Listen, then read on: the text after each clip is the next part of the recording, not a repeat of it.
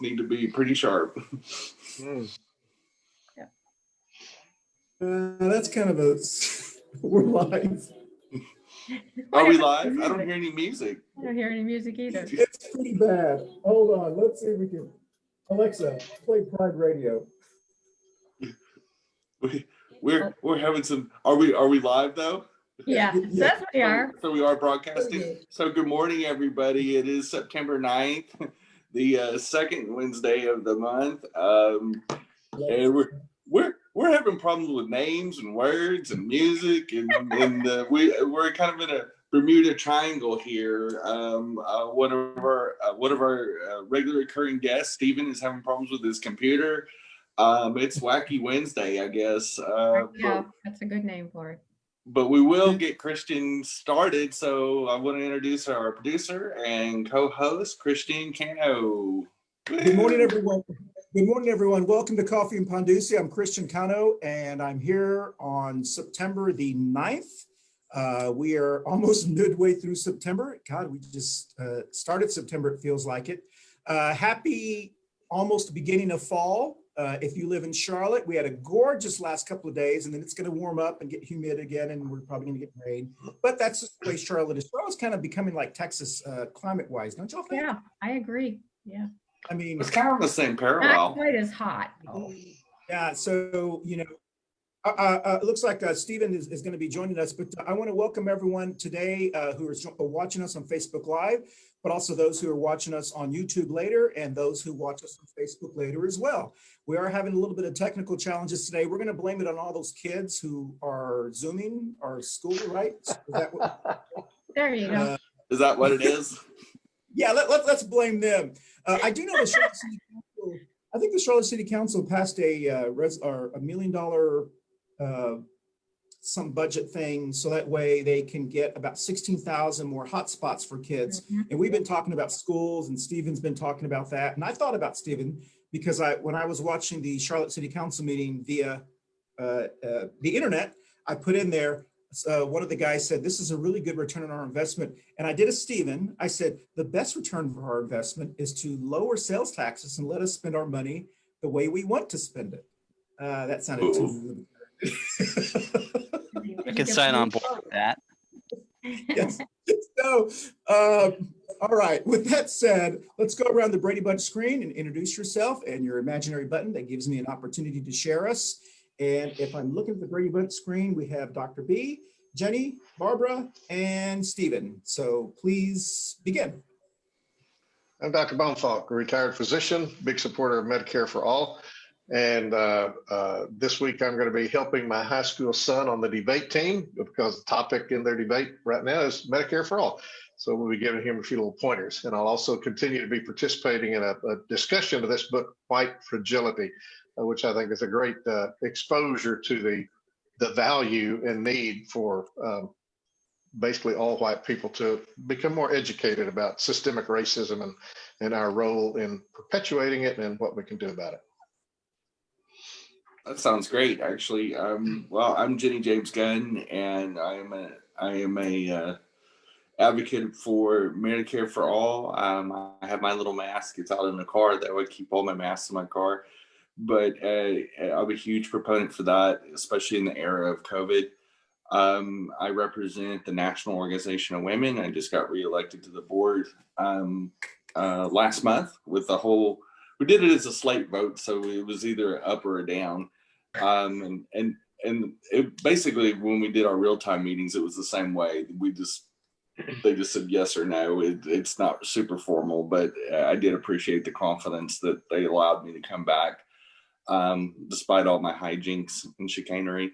But and then I also represent Charlotte Pride as a transgender coordinator for Trans Pride, and then also the Real Out Film Festival, which has been affected by COVID.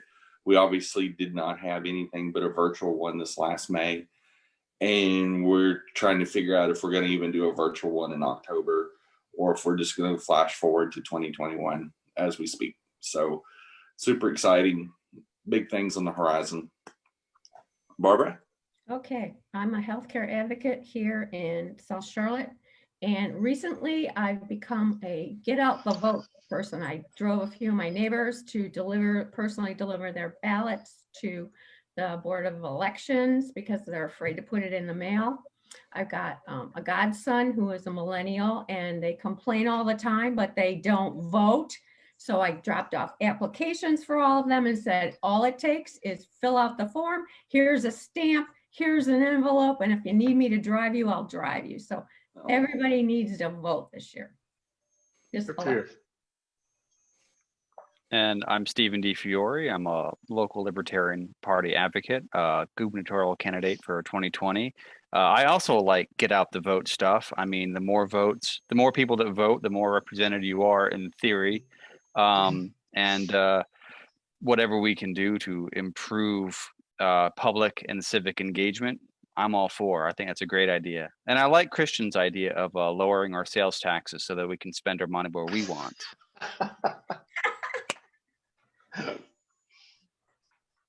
And Christian's muted. About that. Sorry about that. Now we know, Jenny probably did that. So now we know that we are in agreement with something. So when we do the promo later, we can say, thank you, Stephen, for agreeing. I'm Christian Cano, of course, Medicare for All, big issue for me and my family. Trust women, Moms Demand Action as well. So, you know, the basic things, I think, just as I'm very proud, like probably a lot of other Americans, to be part of the radical left that's not voting for Trump. So, you know, I don't know if y'all have seen those commercials. He's on their side, the radical left, you know, and my 85-year-old in-laws are part of the radical left too. So be afraid of us. We're the radical left. Anyway, with that said, we're not going to talk about politics today. Let's talk. You want to make a bet? Yeah, that's right. Everything is politics. Yeah. That's true.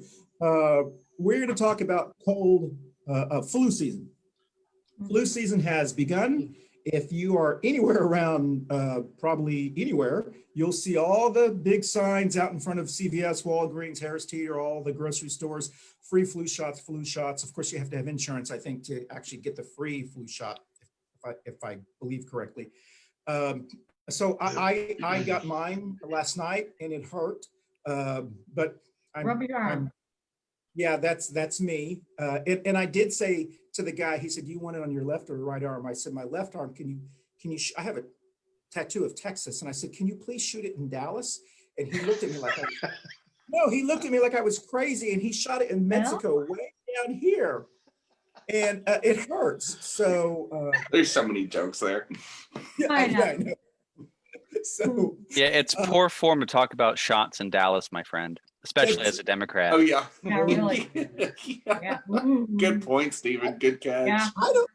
I don't know if anyone would get that. That's Stephen. I am impressed. The gold star for Stephen, especially being a New Yorker too. Like that's impressive. I'm a student of history. There you go. We can't forget to do our salute. Oh, that's right. Yeah, I have my. As neighbors, let's salute to Coffee and Ponduci. And also we want to thank Manolo's Bakery, who is our official Ponduci sponsor. Manolo's Bakery on Central Avenue. Here's La Concha, and here is the Barbara Bacon doodad. So we want to thank Manolo's Bakery. Please visit and support your local small businesses. They're having a very difficult time during the pandemic, staying alive or staying in business. A lot of restaurants, I think, have closed. Jenny, you probably have no information on that. I mean, there's a lot of them. There's a lot of restaurants that are doing takeout and delivery only.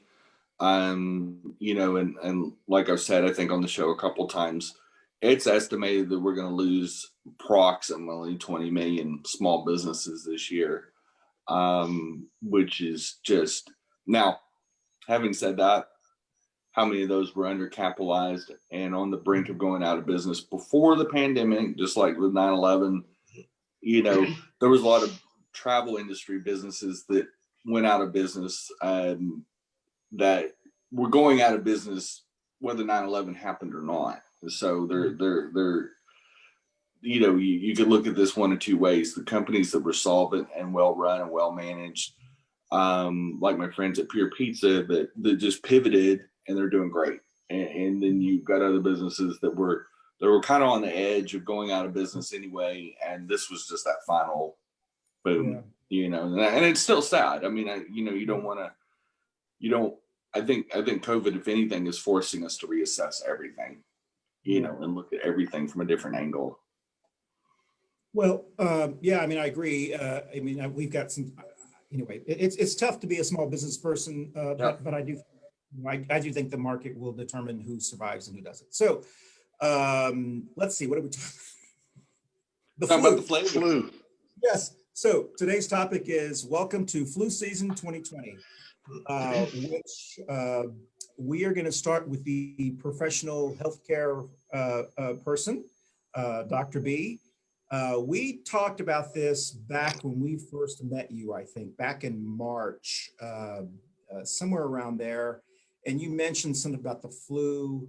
And I was going to play the clip right around February 20th, I think it was when it was, but I think we've all seen it, where President Trump said, just treat the COVID-19 like the flu. We only have 15 cases. It's going to go away. And then by March, he said it was a hoax. We all know that, you know, we all know it wasn't. So I don't even know if we need to play that or not. But as I was watching that, I realized that I think even us, and Jenny, we've had this conversation also when we were talking about the coronavirus. Remember, we called it Dos Equis virus on our show we had. Oh, yeah. When Jeff brought the masks in and we were kind of chuckling about, you know, washing our hands, and none of us, I don't think any of us really understood where we would be. I think even when he said it was going to go away in the fall or in the summer when it gets warm, we thought it was a crazy talk, but some of us went, oh, maybe, you know, maybe it will. So Dr. B, should we be concerned about flu season, or is it just, what do you think? Oh, absolutely, yes. And to correct a couple of things, you know, back early in the pandemic, people talked about, oh, why are we so worried about this corona thing? We had the flu and that kills 60,000 people every year. We don't get worried about that. Well, you know, we have car wrecks all the time and we kind of do the best we can. It's not like we ignore them. And we have hurricanes and tornadoes. But if suddenly we kind of had 8 hurricanes at once and we could figure out something to do about them, we probably would. Even though we kind of always had this baseline kind of level of these things. So yeah, the flu has been around, and every year it kills, you know, many thousand people, most of whom are older people with chronic conditions in nursing homes. And so it's almost like, well, this is a natural thing that kind of like pushing marginal businesses over the brink. It pushes a bunch of people who are marginally still surviving over. So yeah, the flu does that. But the particular concern this year is that the flu season, I remember when I was practicing, the hospital administrator is always happy during flu season because we're filling up the beds and we're making a profit this month, things like that. Well, so you fill up the bed with flu patients, and then what do you do with the COVID patients? You know, we just kind of had Labor Day, and it remains to be seen in the next 2 to 4 weeks whether we're going to have another big bit of a wave or a surge of cases after everybody got together for Labor Day. Well, so if all those people suddenly need to come to the hospital and they say, well, I'm sorry, Granny's in here with the regular seasonal flu, what are we going to do? You know, there might be another kind of a crunch and a crisis and a lack of available hospital facilities. So the message for that is kind of going back to what we had in the spring. Let's try to flatten the curve. Let's everybody go get your flu shot. And if we get a flu shot, obviously it's not going to prevent everyone from getting the flu, but it may make your flu less severe than it might have been if you hadn't had the flu shot. And therefore you might not need to take up one of those ICU beds for a COVID patient. So it's just, you know, verse 3 of the same old song we've been singing since spring. We can see this coming. It happens every year, very predictably. So shouldn't we all do good for ourselves and our neighbors and try to do the smart thing, which is go out and get a flu shot, which is about as safe as any preventive thing we can do, and try to flatten this curve a little bit for everybody's benefit. So I think that's kind of the long and short of it. Well, thank you. I just want to ask, before COVID-19, how many of y'all got a flu shot every year? I did. Okay. after COVID or since COVID-19, how many of you are going to get a flu shot? I have mine. Most definitely. Yeah. Okay, so we have 3 of us and then 2 who are not and haven't. Do you think, Dr. B, or does anyone have any data? Do you think we're going to see more people getting flu shots? Or, I mean, I hope we are. There's a thing in the paper, I think in the Charlotte paper this morning about the flu shot. And it's very interesting because different experts around the country, have different opinions. Some of them say that with all this mistrust in government and what we're hearing from the White House, and everybody's saying, well, flu shots are not 100% effective, that there might be a decrease. Other people are saying, well, maybe there'll be an increase because people are going to realize, well, it'd be kind of crazy not to. And so time will tell. I don't know what we're going to see. Evidently, so far, there's already an uptick in folks in my demographic, the older, more susceptible people. Frankly, we don't have to worry about insurance. Medicare covers a flu shot. You can just walk into your doctor, boom, it's done. So it's how it ought to be for everybody in the country, right? Seamless and no hurdles and no big financial decisions to make about co-payments and your insurance and all that. So my prediction is a sad one. I think that in the elderly population, because of what I just said, we're probably going to have a greater number of people, percentage of elderly Medicare, getting our flu shots. But because of all this other, I suspect and fear that we're going to have a lower number of folks in the under 65 age group. Well, I'll put some extra thought on that, because I'm actually optimistic that more people will get flu shots in areas that are high risk. So, for example, the more closely packed people are together, the more likely the transmission rates of any virus, whether you're talking about COVID or influenza. And in cities, I'm pretty sure the prophylactic approach of getting a flu shot is going to be increased. If nothing else, more people who live in cities who are both in that vulnerable demographic and maybe kind of outside of it are more in tuned with the benefits of getting something like a flu shot, and those who may be a bit more ideologically adverse to getting a flu shot would typically live out in more rural settings where transmission rates are just naturally lower anyway because people are more spread out. So at least as far as flu goes, and this may be trying to see the world through rose-tinged glasses a little bit, but I have a Pollyanna viewpoint on it. I think it will be no less than any other flu season, and potentially a bit more because concerns over our health are a bit heightened. Sure. Well, just to give you an idea, so the August of 2020 compared to August of 2019, which clinics rarely see people coming in for the flu shots in August. It's kind of the beginning of it, but they don't typically, you see the rush in September and October. But this August 2020, we saw a 1,666% increase compared to August of 2019, according to Single Care Data, a watchdog group that studies the medical industry. So it's been a big change. There is definitely more awareness of our health, as Stephen said, and as Dr. B said. I think people are going, maybe I want to go ahead and inoculate myself against the flu, or at least lower my chances. And the CDC reported last year it lowered flu cases by about 40% effective.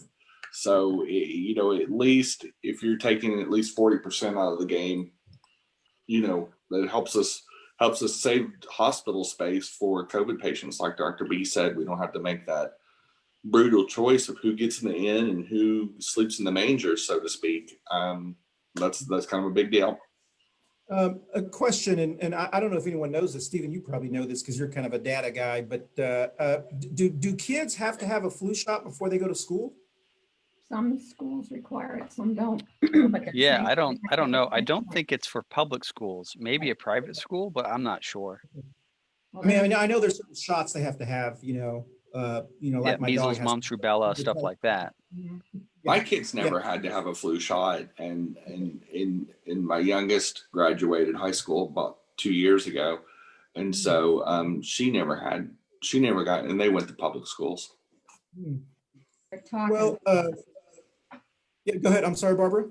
they're talking about it though, because in that age group, transmission is really high. So if they can lower the whole effect, maybe, I don't know, but I can't see a whole lot of schools doing that. But where's the money? I know we have been talking over the last couple of months, and we've been watching in the news, especially here in Charlotte, where our Latinx community has been disproportionately impacted at a higher rate with COVID-19 for many reasons. But one of the concerns I think that those of us have also is the flu is also going to impact them as well. So you have the COVID-19 thing. And my understanding is, Dr. B, maybe you can correct me, the symptoms are similar, except with the flu, you don't have a fever, and with COVID, you do have a fever. Is that correct, or am I doing that wrong? Well, I'm sure you've seen these same little charts and whatnot that I have about whether it's a cold or the flu or the COVID, and there's a substantial amount of overlap. And so it's impossible to say that if you do or don't have one symptom or the other, that proves that you do or don't have one of those conditions. But yeah, in general, colds do not have fever. And in general, the flu probably doesn't either, and COVID does. But they can masquerade, and that's part of the dilemma. Obviously, if you have the classic, hit by a truck, fever, lose your sense of smell and taste, coughing, you probably got COVID. And if you just feel like you've been hit by a truck, then it's probably the flu. I read, and Jenny may know this, but I know we're talking about the flu, but we can't help but continue to talk about COVID. I read that Sturgis event that we were talking about, that there have now been documented 250,000 cases connected to that. Is that the right data, Jenny? Or I don't know. 250,000 people attended. I haven't seen that figure. It may exactly be because of community spread. That would be not surprising. But I hadn't seen that. The states surrounding it, which I was in the travel and tourism business in the Midwest, and most of the states surrounding South Dakota, where the Sturgis rally is at, is the ones that attend. Every one of those states has had a double-digit increase in COVID since the rally. And so I don't think it's a coincidence that, all those people traveled through those states or from those states, and then all of them came back through there. So you had about 3 to 10 days of hanging out and going inside bars and going inside restaurants and gift shops and riding together and being in close proximity. I don't know the exact amount of cases that have been traced back to it. It is a significantly high number, from everything I've seen. And we've seen those flyover states typically have very low cases up until now. And so, Sturgis did nobody any favors by having that rally. We know the cases went up, but do we have any data on like severe illness versus minor illness or death versus recovery? Do we know that? Well, our intern and producer, Baby Drunk Pinata, did find the article. And so he did something right. Yes. So this was issued on September the 8th. It said that Sturgis Motorcycle Rally is now linked to more than 250,000 coronavirus cases around the country. One study from a public health institute believes that the super spreader event will cost Americans $12 billion in healthcare. This was issued yesterday. That's where I read it. It was the Washington Post that did a story. And I don't know how they track that. Be interesting to dig deeper into that. Well, Christian, I'm also just looking, and I'm seeing an article that just came out today from something that Stephen might be familiar with, a website called Reason for Free Minds and Free Markets. That sounds pretty libertarian. Yeah, I know Reason. Here it says, no, it didn't spawn that's faulty extrapolation from some study. So, some IZA Institute, so is the one that came up with that $250,000. So I think time is going to have to tell whether that's legitimate or not. Yeah, and Yeah, that I gets It to wouldn't a surprise point that me. I harp on with some of my people that I'm in my circles is that, you know, there seems to be a lack of really good data. Like we need good information, and it's just so hard to find it because you could pull one study out of the air that says one thing, another study out of the air that, you know, says another thing. And if you're familiar with how studies are done, right?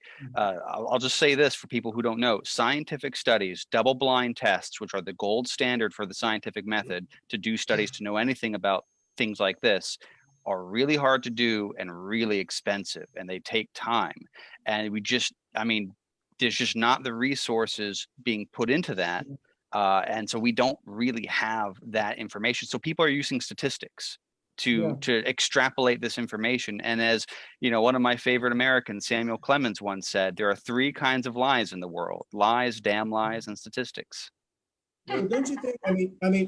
This is my question to everyone, and maybe if you want to answer this in 30 seconds or less, because we're doing a great job staying on time, by the way.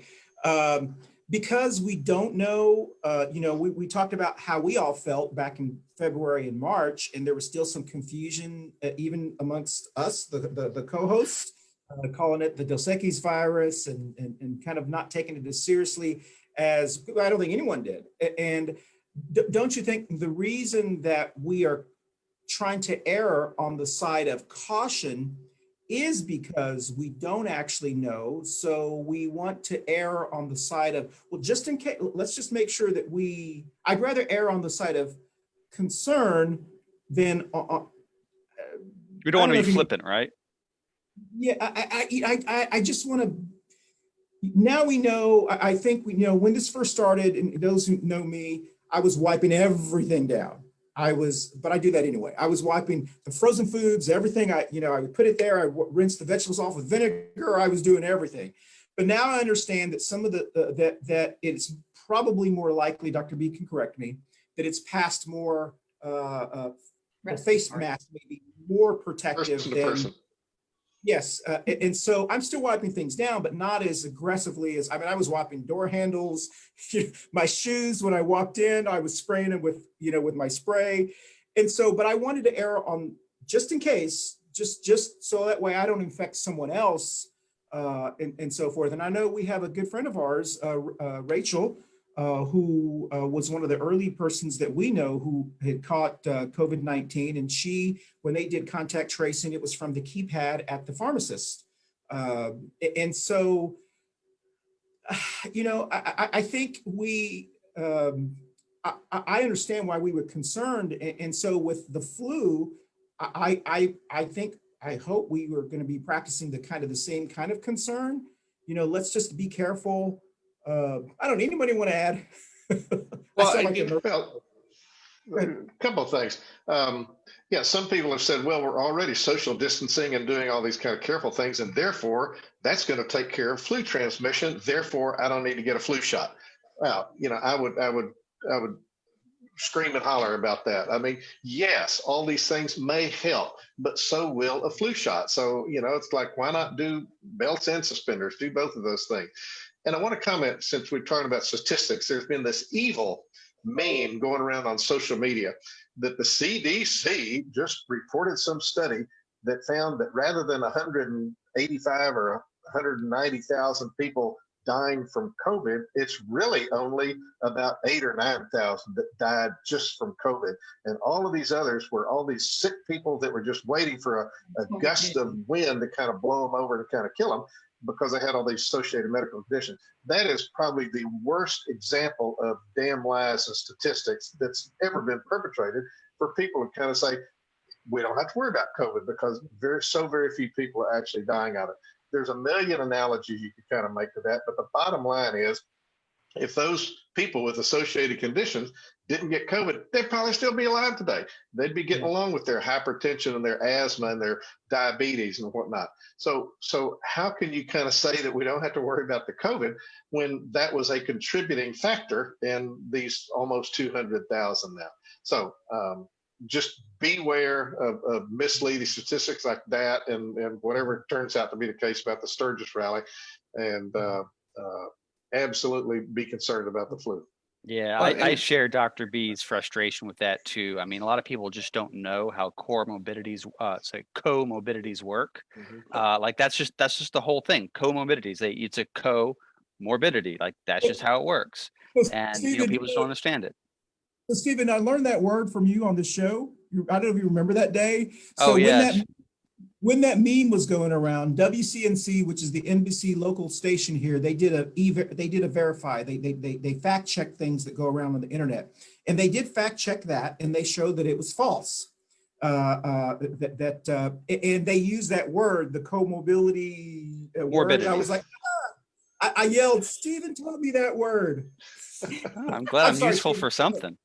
Yes, I'm Stephen- sorry. Go ahead. Stephen is our walking and talking thesaurus. That's for sure. He gives us the $50 words, which I appreciate. Well spoken, Well, man. I mean, I had to learn a bunch of silly words for the SAT, so I might as well use them. What is that? So That- anyway, I looked up a deal on WebMD, and they recommended the flu shot. They said even if it lowers your risk from 40 to 60%, it also can help you avoid having a severe case.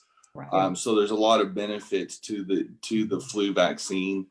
I've never taken the flu vaccine. Even when I could get it for free. I know the original flu vaccines used a egg derivative, and I'm allergic to eggs. And so I was not allowed to take the flu vaccine back then. Now, I understand that that's changed over time, and I don't understand all the dynamics of the flu vaccine. And I wouldn't be opposed to doing it. I just don't know how to get to a flu vaccine, and that sort of thing. So I need to educate myself on, what the opportunities are. I think any pharmacy has it. Right. Even without insurance, I think it's only between $25 and $50 just That's cash pretty out of cheap. hand. So, not the cheapest buy in the world, but That's a tank of gas for some Americans. Cheaper than Yeah. hospitalization. Yeah. that is a good point, Barb. That's a very Yeah, good point. So, I so spent 32 years in the pharmaceutical industry, and we had a day where they gave you time, go get your flu shot. So it's just kind of programmed in me, and I just go and actually talked Art into getting one, and he cried like a little baby for a whole day because his arm hurt. I'm like, oh, for God's sake. Oh, I'm like, sorry, dear, but rub your arm, it's like, it's going to be better tomorrow. So put some dirt on it. never dirt on it. No. Rub some tussin on it. Yeah. Go out and run so another mile, So let's go around the screen. And I failed to say two things. We are Mama Ruth lists again today. Mama Ruth, we do hope you're feeling better. She does not have the flu, by the way. It's just allergies. So that is a good thing. But she's a busy mama with her grandkids and school and everything. She's doing so much. And of course, Jeff Scott, once again, our other co-host, is in hiatus, at least until after the election, we believe. We'd love to have him before to explain some of his stances. It would be a great show. And of course, we do have the list of all the other topics for the rest of September that is on our Facebook page as well. And then we'll be coming up with October. I do know we have a couple of people who are running for office that are going to be on this show. We do know that we will have Matthew Reitenhauer back, who's running for county commission at large to take his old seat back. My family is actually supporting him this year. We didn't, in all fairness, we did invite the Democratic nominee who we didn't know who that person was, but we found out who the person was, and the person, I guess, has made a decision that they did not want people to know who they are. So we'll talk about that at a later time because it was just a hoot. I hope we can get Cynthia Wallace. I know she's been busy out in the rural areas. I got my Cynthia Wallace signs this weekend. And I wanted to say how excited I was this weekend for Labor Day. We stayed away from people. So we went out to the country. And I don't ever remember our family, Andrew's side of the family, they have been in North Carolina since 1862. They're out in Lincoln County. And I have seen Trump signs, Trump flags, that's typical for the rural areas. That's pretty common. And because the Trump signs and Trump flags have just replaced the Confederate flags, that's the same houses. No, really. Same message. There's an analogy for you. Okay, wow. The same beat up pickup trucks. Yeah. Yep, yes, the same houses that had Confederate flags. I remember 5-6 years ago going out there. They took them down for a while, and now those same houses, those same families, now they have their Trump flags and their Trump. So it's kind of the same type of thing. But I was so excited because as we were driving, we took the back roads, so we didn't have to get through traffic on 85, and we saw this big yard that had Trump, Trump, Trump, Trump, Trump, Trump. The yard right next to them had Biden, Biden, Biden, Biden, Biden. And it was so cute because I was like, they've been friends, family members for generations. And it was at a kind of an intersection. And then as we were driving throughout Lincoln County and Gaston County, we saw quite a few Biden signs. It is the first time I've ever seen in that area of North Carolina signs. And my 85-year-old in-laws, both of them, they have never had a political sign in their yard. And they asked me to get them a Biden-Harris sign. And I said, are you sure? Are you I didn't want any, crazy kids driving around, doing something, whatever. And my mother-in-law said, as long as we're still able to, a free country, that she wants to show her support against hatred and bigotry. So a lot of those signs, it seems like, are being put out by people who want to tell people that I don't want any more of hatred and bigotry. I can't speak for all of them, but I can say anecdotally, am I saying that right? Anecdotally. Anecdotally. And Nick. We have a neighbor of ours who's an evangelical Christian. I've known them for many, many years, and they were Trump supporters. When Trump won, I remember having conversations with them and so forth. They now have a Riding with Biden sign in their front yard. Wow. And I'd be very interested. I have not spoken with them because he's a Washington Redskin fan. No, there are no Redskins anymore. It's the Washington team. I'm sorry. Right. I apologize. He's a Washington fan, and I'm a Cowboy fan. But we have great civil conversations back in the day when we would hang out at the sports bar. But I would really be interested to find out the reason why. The reason I'm saying all of this is because we're 8 weeks? Or am I saying that right? Or, 7.5. 7.5. Yeah, 7.5 weeks before election. We've got flu season, COVID-19, the election, kids going to school. Is anyone Fatigued, depressed or tired or exhausted? Yeah. Well, I think that's where a lot of the pushback is I don't think it's just the vitriol and the hate that people are pushing it back, which I do think that's a portion of it. I do think people just want a president that maybe doesn't spend all their day on Twitter. Maybe, a lot of it is the angst that they're getting from him, and he's created this himself. It's kind of like the boating accidents over the weekend at Lake Travis. I've been giggling all weekend because of that, as 4 Trump supporting boats went to the bottom of Lake Travis because they put so many boats on there and caused so many waves that they actually sunk each other, which was pretty fabulous. But I think people have just kind of got exhausted and they're like, okay, enough is enough. He has been campaigning basically for 5 years. I mean, it's like he never stopped campaigning when he became president. And even some of the most conservative editorials have said, we kind of expect him to just become the president, and stop campaigning. But he runs this almost outsider type campaign all the time. And we're going, well, you're the president now. You're not the outsider anymore. You're in the office. So you're an insider. You're inside the Beltway.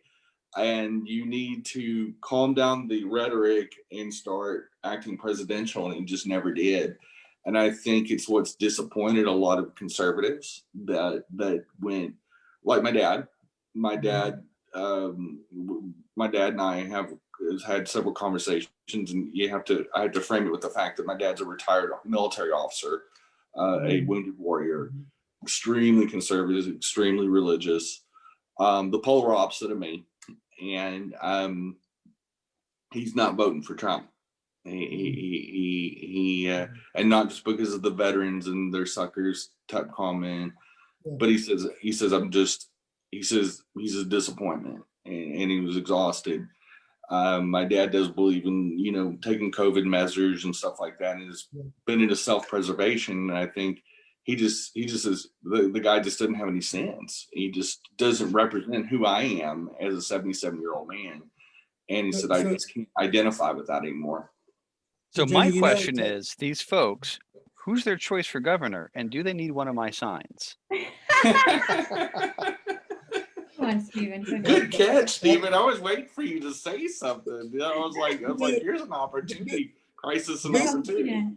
This is not our political show, but I will say when we do have that, because Stephen will be, on here, it is going to be really difficult to beat Governor Cooper, because I think he's done such a he's handled this so well that even if you didn't like his politics, I don't know. I mean, I know we can talk about this, and I know Stephen, you probably disagree with that or whatever, but I do have a question for Stephen, though. I mean, in inside libertarian circles, with the really almost what I'd call a Trump meltdown this year, and just this implosion, because at the beginning of the year, his numbers were very much polling more.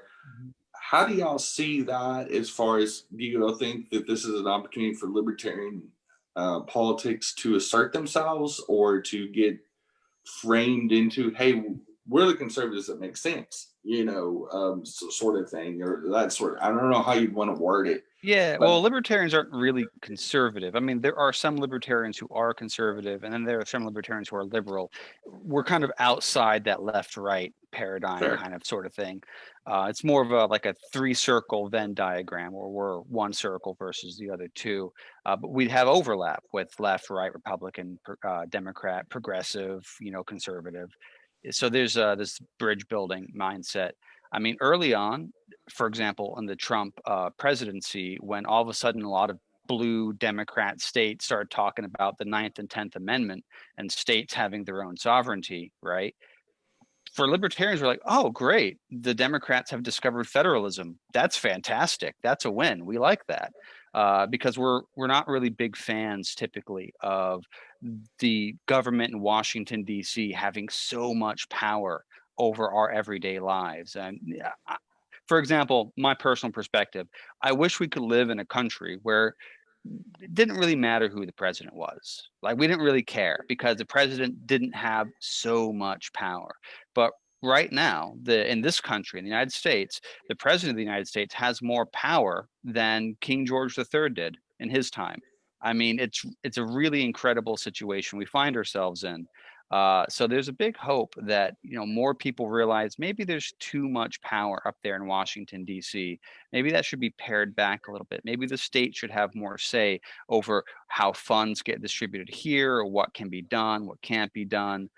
So that's the big hope. That's one of the big messages of our presidential candidates, Joe Jorgensen, and the vice presidential candidate, Spike Cohen, is to give that message of more individual and community empowerment, and less power in the hands of essentially bureaucrats and career politicians in Washington, D.C. who, they're like the 1%. They don't care about us. So we should, I don't know, make sure they have less of an ability to destroy our lives.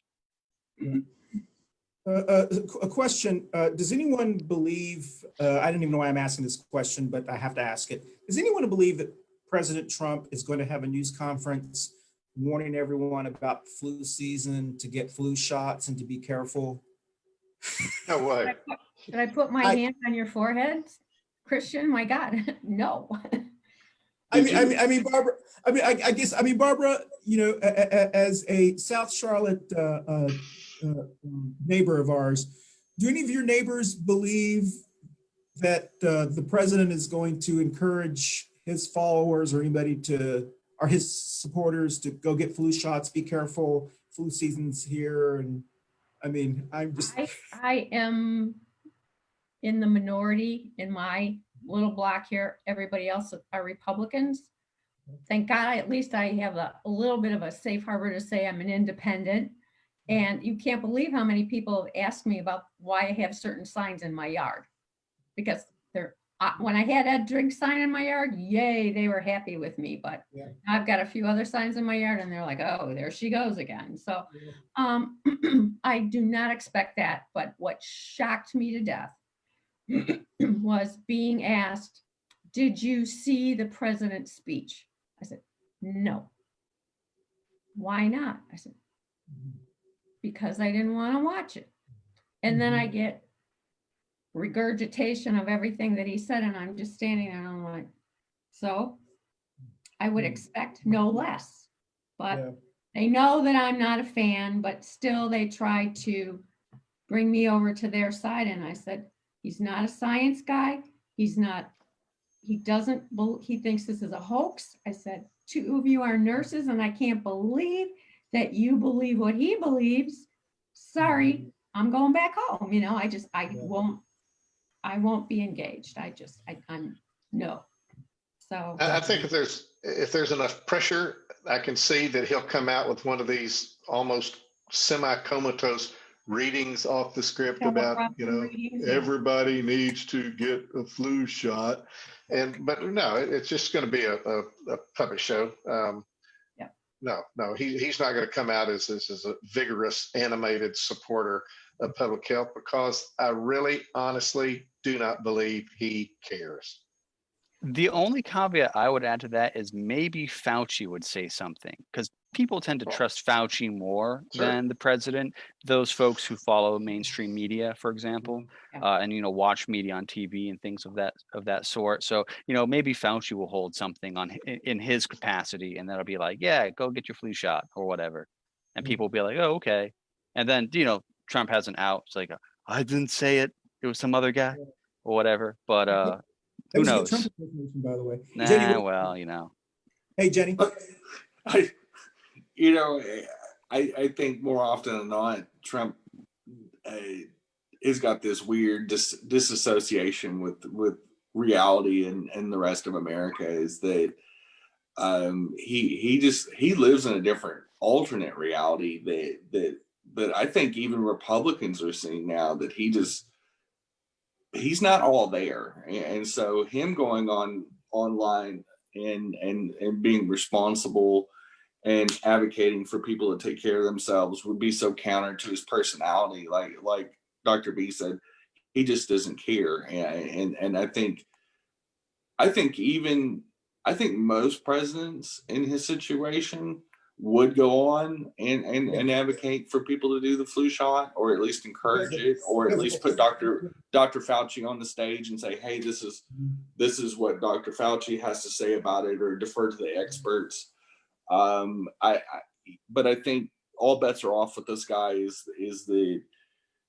it's almost like he is out to just talk about what he wants to talk about, and hey, America, just listen to me and what I want to talk about, and we won't worry about anything else. But that pesky little COVID, it'll go away.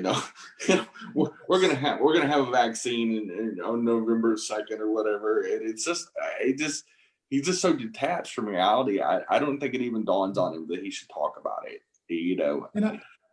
And I think what Stephen said is very important, because I think we have to remember, I hope we remember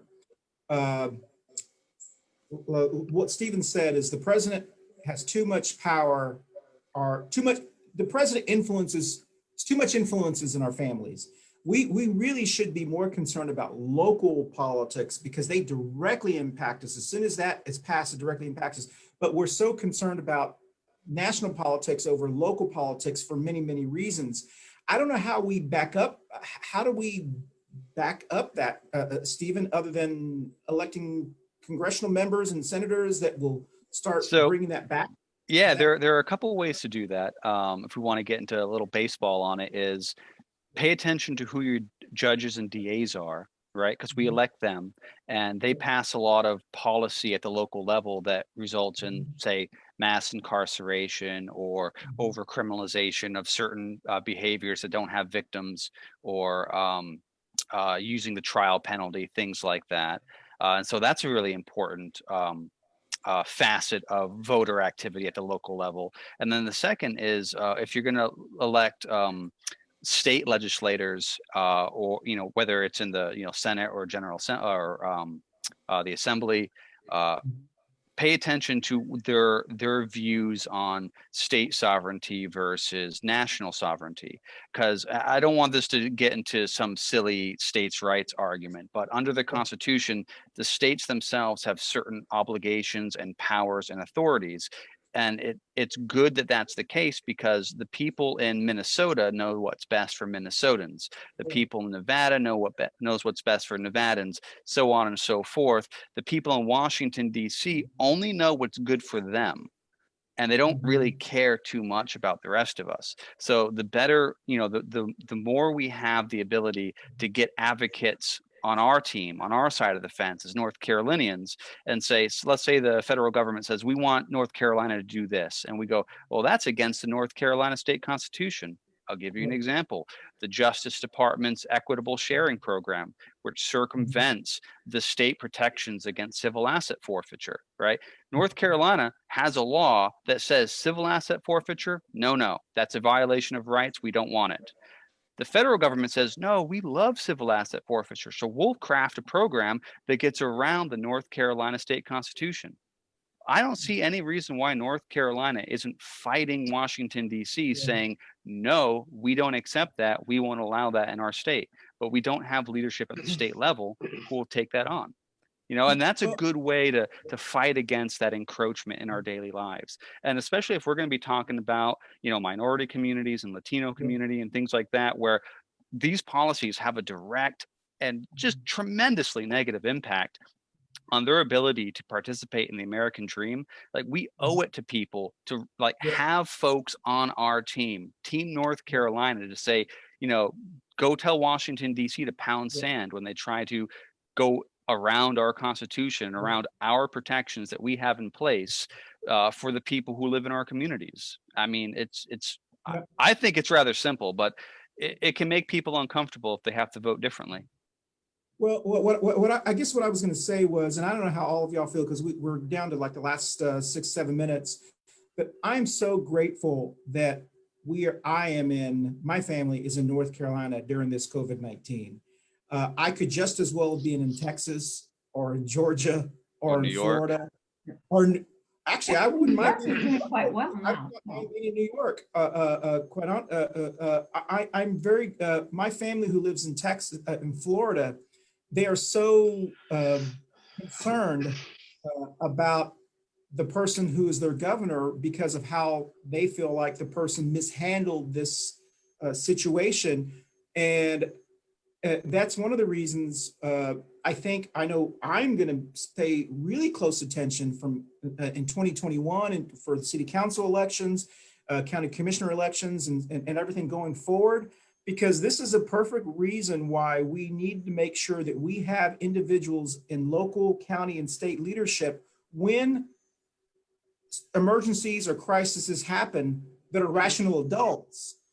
Gosh forbid, and no disrespect to Run Forest Run, but gosh forbid if we had Dan Forest as our governor during this time period. It would be complete chaos with the you're not the boss of me's, and it'd be like Florida, I think. And so I'm so fortunate that I'm grateful that we have someone like Governor Cooper, who it seems like, I don't know. I mean, like someone like Dr. Cohen, and some just like, I don't know. I want someone who's like a rational adult when emergencies happen. I don't mind, funniness at the bar, but I don't want a drunk bar person being the governor of I don't know. Does anybody else feel that? Aren't you glad, Christian, that there's doctors coming out and saying Dan Forest is not following the mask rule. He is having social gatherings above the limits recommended by our governor. He is totally ignoring state mandates. You've got Trump coming into Winston-Salem last night, very few masks, even though they beg them to comply with our state. I don't have to, I'm the president. Yeah. Yeah, I'm happy to see local people making comments, and I really think that has helped because I see a lot more masks in this area than I have lately. So I think that people are starting to get the message, and it's working for our state, and the numbers are coming down. But Let me throw out a little mask thing that I just read this morning, and this may turn out to be absolutely nothing, but it seems that some legitimate scientists are wondering about the possibility that wearing the mask might actually create kind of an automatic vaccination. That the point being, if you get little micro doses of the virus, because that's all your mask lets in, you might build up immunity. You know, this thing back in the dark ages when people would inject themselves with a little bit of poison every day to build up a tolerance to the poison. And so, you know, might it be that these little micro dosings that we're getting through the mask might actually be protecting us? And obviously the way to find that out would be if a whole bunch of people suddenly turned up with antibodies showing that they could build up resistance without actually being sick. I mean, I don't know how you're going to prove that, but I think that's an intriguing and very encouraging possibility that again supports the value of wearing masks. right. And I'll say this, and again, this is the guy who doesn't like government spending or government involvement, but we had our leaders, so-called, in Washington, give trillions upon trillions of dollars to the wealthiest corporations and people in the world, right? Instead of only just a small, not even 1% of that money could have gone toward funding double-blind studies so that the American people could have good information, so that the medical establishment could have good information to know how to handle this health crisis. It just goes to show you the broken priorities that we have in DC. And I don't want this to be partisan, but both the Republican Party and the Democratic Party both signed on to this. They both argued for it. And, you know, in my opinion, because I'm not team red or team blue, they're both guilty and complicit in this just tremendously vile transfer of wealth, the biggest in human history, and all from the bottom to the very top. And it's criminal, man. It's criminal. We deserve better, in my opinion. No, I agree, Stephen. And after the show, of course, Two Queers in a Truck will be on, but we'll be doing it virtually. And maybe we can go more in depth about this, because I agree with you, Stephen. I think, I hope after this, that just like after the bank bailouts, that we look back and we realized some of the things that maybe we could do differently. Because you're right. I mean, Canada, they're getting what, $2,000 a month to help their individuals, and we got what, $1,200 one time for people. And you have these airlines that got millions and billions of dollars, and they're still going to lay off. They want more. Yes. So the stats behind that in the first CARES Act, just to clarify, companies with 500 employees or more, that category got $700 billion of that. I think it was approximately $2 trillion in that first round. So, you know, and there was no real vetting for why those companies applied. Like these companies, a lot of them they were profitable companies, and they took the $700 billion saying, well, we're not going to lay off people, that sort of thing. This is one of the times I do agree with Stephen. I don't think that the Democrats or the Republicans should have had funding for Fortune 500 companies and large companies, and especially in that first round, until we saw the effect. And it should have been means tested, meaning like an American Airlines, for example, after 60 or 90 days of losses, then we look in and maybe look at it at a cash infusion, that sort of thing. But when we fund companies that didn't even need to get funded, like we gave the Catholic Church over $1 billion. The Catholic Church, the Roman Catholic Church. Well, why did we need to do that? I mean, Where's separation of church and state? Come on. That's a very bizarre move on that part, and so I think we just. And don't forget about the Kennedy Center too, a partisan organization. Absolutely, and I don't think that when you throw out $700 billion to organizations that may or may not have needed it is where we should have started. We should have started with the American people and stabilize them first, and say, regardless of your income level, we're going to offer it to you. You can turn it down, you can opt in or opt out. But if you need let's just use a number like Canada, let's say it's 2,000 American dollars for each adult in your household to replace the income, or in many cases, many of my friends, they got partial furloughs, like they took a 5 or 10 or 15% pay cut so that the company they're working for did not have to lay off people if they just cut from everybody. Well, those people got affected because if you took 10% off your monthly income just out of the blue, that for a lot of people that spend within 90 to 98% of their income, Right. that hurt a lot of organizations and also their households too. So I think it was very short-sighted of the Congress. It would be nice if we had a government that cared about Main Street even as much as they care about Wall Street, but they seem to care even less about us, and they care about the people who keep them in power. That's right. Well, Let's that's a face good it, point. it costs millions of dollars to run for office at that level. So you got to go to the billionaires in order to get your cheddar. I think one of the issues, and I think it's one of the answers to the question that was thrown out, why do we pay more attention to federal races than we do state and local races? I think it's exactly what you just said, Stephen. I think it's because it costs so much money and there's so much money spent on marketing and advertising and riding with Biden signs and the Make America Great hats and all that. I think you see such a influence of money when it all comes down to it. You see $1 billion war chests for these presidential candidates. These are $1 billion industries, and a local candidate may spend 10,000, 50,000. So you're taking a BB gun to a machine gun fight. You are not going to be heard on that level. On that note, we need to wrap up here. Yep.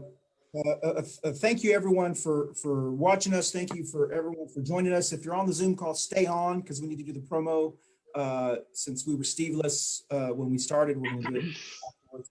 But thank you so much. Once again, flu season is here. I believe next week, I forgot what we're talking about. Oh, next week, very important show. Stephen, I hope you're practicing. Dr. B, please come back on next week. Next week is our 100th show. It is next week is September 16th. And for anyone who knows what that day is, Jesse says to September. And it will also be our Grito show. We will have a Grito contest where everyone will do their Grito and we'll let people decide who the winner is. I guess I don't know how we're going to do that. And so next week, our 100th show, please join us. And Stephen, please come back on. Dr. B, I'd love to hear your Grito. That would be really interesting to through the mask, maybe. I know Jenny's been practicing, and Barbara, that would be a hoot to hear you do it. Anyway, Google what Grito is. It's YouTube has some lessons too. Yes, by the way, that's the day before my birthday. So my birthday's September 17th. Well, I didn't want to say this because I wanted to surprise you, Jenny, but we may actually break the baby Trump Pinata. We'll have to see. We got to see how we can do it. Yeah, we'll see how that works out. But thank you so much. Join us here in just about 15, 20 minutes for Two Queers in a Truck. We'll be doing that virtually. We'll be talking about things, throwing shade. Maybe I don't know what we'll talk about. We'll always have something to talk about. But thank you. Please get a flu shot if you have an opportunity. Be careful, September and October. If you have not registered to vote, please vote. Absentee ballots have already been sent to people. Remember, it is illegal to vote twice. So don't vote twice. No matter what your president says. That's right. Yes. We've seen these memes where, anyway, we'll talk about that on the second show. So we're going to wave goodbye and stay on if you're on the Zoom call. Thank y'all. Bye. See you next.